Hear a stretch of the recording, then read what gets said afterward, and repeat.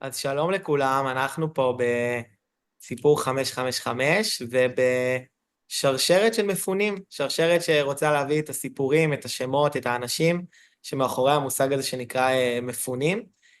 בעצם כל פרק בשרשרת הזאת יביא סיפור של מישהו אחר שנאלץ לפני כמה חודשים טובים לעזוב את הבית, ומאז בעצם מתגורר במלון, בדירה שכורה, רחוק מהבית ומהאנשים שהוא מכיר. תתחיל איתנו את השרשרת היום יפה יחזקאלי. שלום יפה. שלום וברכה. כיף שאת כאן. אז יפה בעצם, היא עוד רגע תציג את עצמה, אבל היא מקריית שמונה, ומפונה היום לירושלים. ובאמת בשרשרת הזאת שקוראים לה משבר וצמיחה, חשבנו שיפה תהיה מקום טוב להתחיל בו. אז יפה, אז אני אשמח אולי שתציגי את עצמך, מאיפה את ואיפה את נמצאת היום. קוראים לי יפה יחזקאלי, אני מקריית שמונה, עליתי לארץ מטהרן ב-1952, כעת אני נמצאת במלון ליידי שטרן מאז המלחמה, 9 חודשים, אני בת 81, יש לי 5 ילדים, נכדים ונינים, תודה לאל. וואו. יפה, ואיך החיים בירושלים? איך זה מרגיש לחיות בירושלים מול החיים שהיו לך בקריית שמונה? קריית שמונה חסרה לי מאוד, חסר לי הבית, חסר לי הגינה, המרפסת, הפעילות שלי בקריית שמונה, אבל את הפעילות העברתי לירושלים. וואו, אז הפעילות... יפה, אולי תספרי לנו מה הייתה הפעילות שלך בקריית שמונה, באמת מה הפעילות שלך בירושלים, ואיך ככה העברת את זה. אני עבדתי 31 שנה כמזכירת בית ספר המגינים, וגם כשהייתי מזכירה וגם כשעבדתי וגידלתי ילדים, הייתי מתנדבת בחברת המתנ"סים בשכונה שלנו, ואני אומנם לא רוצה להיות יותר מדי זה, אבל בזכותי המתנ"ס שלנו, בזכותי והתושבים, המתנ"ס שלנו לא נסגר, מתנ"ס כל נדרי, בשנת 72. מאז אני פעילה בהתנדבות בכל מקום שאפשר. הייתי חברת תרבות במתנ"ס כל נדרי, עשינו ערבי עדות, עשינו פעילויות, הבאנו תרבות, זמרים, הערכתי אפילו את אשת הנשיא אופירה נבון בבית שלי, בערב יום האישה שעשינו במתנ"ס, הרבה פעילויות. נכון, יפה, ובשנים האחרונות את מובילה את פורום נשים קריית שמונה ואצבע הגליל. שנה לפני שיצאתי לגמלאות, התנדבתי בפורום נשים קריית שמונה, מאז מ-2002 אני בפורום, בעמותה הזאת שאנחנו עובדות בהתנדבות, ואני ועוד חברות שלי, פני זלצר ופרי סולימן ואחרות שמובילות את העמותה הזאת לגיל השלישי בקריית שמונה. וואו, מדהים. אז יפה בעצם, אז זאת אומרת, היה לך הרבה עשייה בקריית שמונה לפני כן, ואני חושב שגם את דמות יחסית מוכרת לקריית שמונתים שאולי צופים בנו, ובעצם יפה, אמרת קודם, העברתי את הפעילות שלי לכאן למלון. נכון. אז איך זה נראה, להעביר את הפעילות? הפעילות ששם היינו עושים טיולים פעם בשבוע, טיולים בקריית שמונה בפורום, לכל הארץ, והיו באים לטיולים לא רק קריית שמונה, גם מהקיבוצים, גם מהמושבים, אנחנו נקראים פורום נשים קריית שמונה ואצבע הגליל, ואז זה היה משותף לכולם. ואחרי שבאתי לכאן, אז הצורך בקהילה, שלא יהיו כל היום במלון, מהיום עד הערב, סתם יעבירו את הזמן בשימום, אז התחלתי עם הנושא של הטיולים והסיורים, וקיבלתי עזרה, והרבה דברים עשיתי בעצמי, עם כל מיני פרסומים שהיו שפרסמו עמותות, אז יצרתי קשר איתם וארגנתי טיולים. אנחנו פה במלון יוצאים פעמיים בשבוע, ראשון ורביעי, לסיורים וטיולים ברחבי הארץ. וואו. וואו, אז בעצם יפה, את אומרת את הפעילות שהיית עושה שם, את הפורום נשים, את היציאה לטיולים, בעצם פה תושבים פעמיים בשבוע יוצאים לטיולים, וזה לא כל מה שאת עושה, נכון יפה? את בעצם גם חברה בהנהגה של המלון. אנחנו הקמנו צוות, יש לנו צוות, ובצוות כל אחד לקח על עצמו משהו. וחוץ מהטיולים, יש לנו את כל הפעילויות האחרות, כל הסדנאות, כל ערבי שירה, ויש פרלמנט, ויש הכר את רכבך, וכל מיני פעילות שהיינו צריכים, שירה, אנגלית, ערבית, כל החוגים האלה שאנחנו מקיימים, אז אנחנו מלווים את זה, ריקודי עם. נשמע מאוד עמוס, יפה, כן. לוז עמוס. מלווים. איזה יופי. תגידי, יפה, ואולי ככה מכל העשייה שלך, שבאמת כבר המון המון חודשים את בתפקיד הזה, יש אולי איזשהו משהו שעשית שאת גאה בו במיוחד, שאת רוצה לשתף עליו יותר בהרחבה? אני, את הפעילות העיקרית פה, זה נושא של הטיולים והסיורים. זה באמת תופס המון זמן שלי, ואני מאוד נהנית לעשות את זה, ואני שמחה שאנשים אוהבים את זה, ונהנים מזה. אז נותן לי כוחות להמשיך, לעשות, להשיג להם עוד דברים, ולהוציא אותם מתוך 4 קירות של המלון. וואו.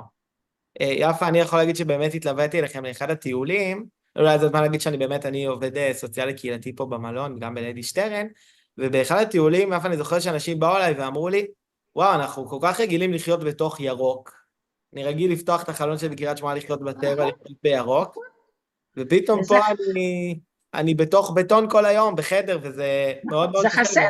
זה חסר לנו, כן. בשביל זה צריך את כל הסיורים והטיולים האלה, להוציא אותם מתוך 4 קירות של המלון, ולהוציא אותם לאוויר הצח, ולנוף, ולצמחייה, והירוק, שחסר לנו מהצפון. איזה יופי, תגידי יפה. סליחה, מה את אומרת? וגם חסר הנושא הזה שבאמת הרבה כואב להם, חסר המשפחה, הילדים, הנכדים, הנינים, חסר הנושא הזה מאוד כאוב פה. אבל אם אנחנו מוציאים אותם למרחב, לוקחים אותם למקומות כאלה, ומים, ועצים, וצמחייה, אז האנשים קצת נרגעים, נושמים אוויר צח, ואז חוזרים עם כוחות חדשים למלון. איזה יופי. יפה, בעצם את אומרת, אולי אנחנו קוראים לסדרה הזאת משוררת צמיחה, בעצם את ממש אומרת, לקחת את החיים, את הפעילות שלך, והעברת אותה לפה, ולמרות כל הקושי של המעבר, ומה שאת אומרת, הרחוק מהמשפחה, מה עזר לך להיות, לא רק, את יודעת, לדאוג לעצמך, אלא גם לראות את הצרכים של האחרים, ולהוביל וליזום בסביבה שהיא לא מוכרת? אני בטבעי כזאת שעוזרת תמיד, ועושה תמיד, גם בכל מקום שאני נמצאת. אבל אחת וכמה פה, בירושלים, כשראיתי את הקהילה, שראיתי את כל האנשים בגילי, ויותר צעירים ממני, וראיתי שזה הצורך, ואם אני לא אעשה, אז אני אתנוון. מה אני אעשה כל היום בבית? כמה אפשר לקרוא, כמה אפשר להתפלל, כמה אפשר לראות, לא רוצה לראות טלוויזיה סתם, רואה טלוויזיה בערב קצת, וזהו. אחרת ניכנס לדיכאון, ונהיה חולים. אז בית אפשר לבנות, חצר אפשר לבנות, הכל אפשר להשיג, אבל בריאות של נפש ובריאות הגוף אי אפשר להשיג. אם נוותר על הדברים האלה, אז יפגע בבריאות שלנו, והבריאות חשובה. אני חושבת כל הזמן להחזיק את הקהילה בריאה, בגופה ובנפשה, ואז היתר יסתדר, יהיו ימים טובים עוד. נחזור הביתה, נבנה את העיר שלנו, נבנה את האזור שלנו, את הצפון, ונקבל חיים טובים יותר. איזה יופי, יפה. תגידי, לפרק הזה בעצם קוראים חוכמת חיים, נכון? זה השם שפותח את הפרק. ואני רוצה לשמוע אולי יפה, אם תסכימי לספר לנו איזה מהחוכמת חיים שלך הרגשת שעוזרת לך גם בתקופה הזאת, גם בעשייה הזאת, אבל גם לך באופן אישי? מה מהחוכמת חיים שלך ככה מלווה אותך? חוכמת החיים שלי היא להסתכל קדימה. מה שעבר אי אפשר להחזיר אותו. וללמוד מהטעויות של ההורים, של המשפחה, של כל מי שיהיה. מהטעויות ללמוד, לתקן ולעצב את עצמך בצורה נכונה. וליהנות ממה שיש. מחצי הכוס המלאה. ותמיד להסתכל ולהיות אופטימית ולהסתכל קדימה. ועשייה, לא לדבר. עשה הרבה, דבר מעט. וואו, איזה יופי. יפה, בטח הרבה אנשים שרואים אותנו הם מפונים בעצמם, אולי אנשים מקריית שמונה, מאצבע הגליל, אולי מהדרום גם. מה היית רוצה?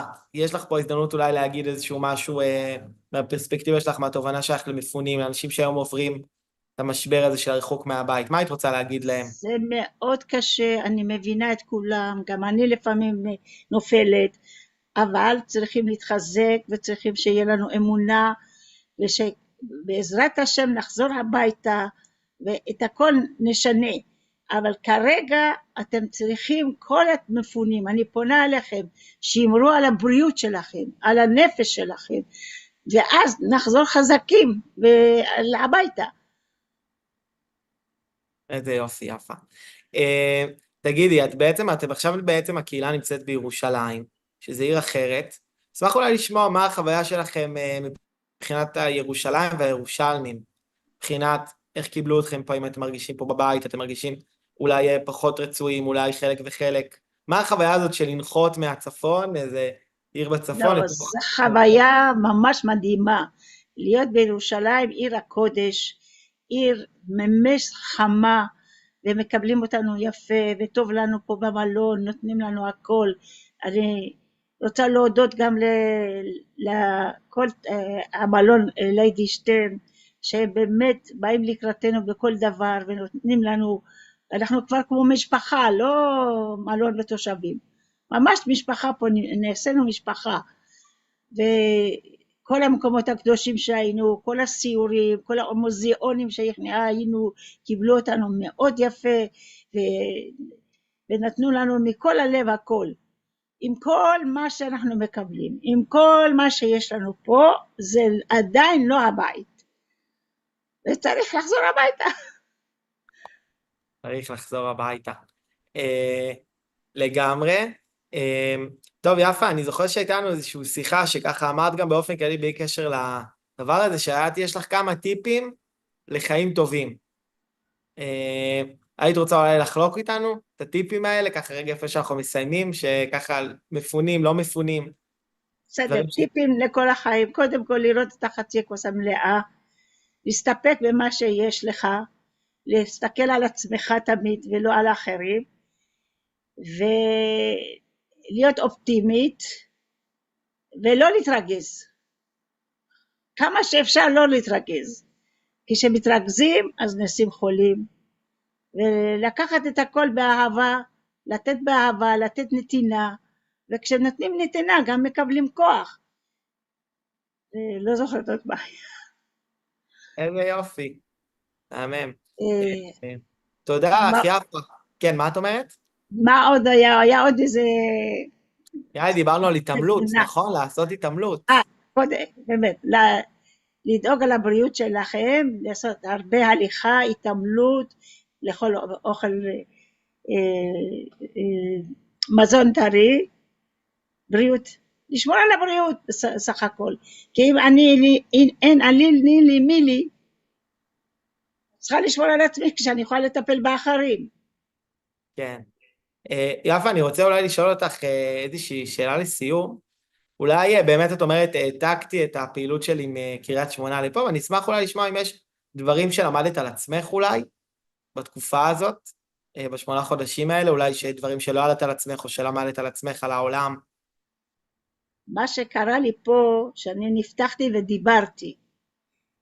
בקריית שמונה תמיד עשיתי, אבל לא דיברתי, לא שיתפתי, לא היה לנו כל כך הרבה סדנאות שנדבר ולהוציא מה שיש ולשתף אנשים. היום אני אומרת שאני בזמן הזה, במקום הזה שאני נמצאת, בערכים האלה שיש לי ובידע שיש לי, אז טוב לי שאני אשתף אחרים, שאני אדבר, שאני יעביר את מה שאני יודעת, אולי זה יעזור לאנשים אחרים. בקריית שמונה הייתי עסוקה, אבל הייתי גם עוזרת בשקט, הכל בשקט. וואו, אז טוב, אז אולי באמת, את יודעת, זה תקופה כזאת, נפתחתי, נפתח. נפתחתי לדבר, אף פעם בחיים לא רציתי להתראיין, או... אז פה זה נפתחתי, כי בקריית שמונה ביקשו ממני הרבה פעמים, תבואי להתראיין פה, שם, לא רוצה. אבל הבנתי שזה צורך של התקופה הזאת, של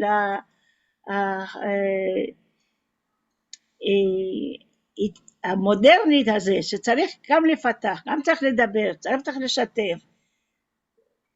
כי זה לא כמו פעם שהיינו יושבים ביחד והולכים על שפת הנחל שלנו ויושבים ומדברים ועושים. היום זה כולם, כל אחד עם המחשב שלו.